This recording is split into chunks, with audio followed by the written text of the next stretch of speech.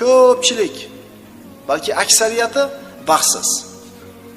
Solih kishilardan biri aytadiki, hayotimda shunday bir lahzalar o'tadi, shu lahzalarda o'zimni shunday his qilamanki, agar jannatiylar ham shu narsani his qilsa, demak ularning ham hayoti yaxshi ekan. Shu dunyoda yashab turib aytayapti, shunday bir lahzalar bo'ladi, o'zimni shunday huzur halovatda his qilaman, agar jannatiylar ham shuni his qilsa, demak ularning ham hayoti yaxshi ekan. U qanday lahzalar? Sajdada turgan paytingiz.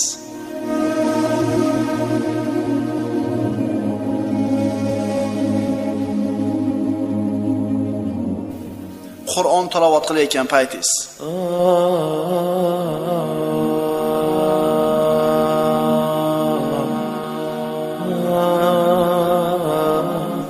Ka'bani tavof qilayotgan paytingiz, hoji aka.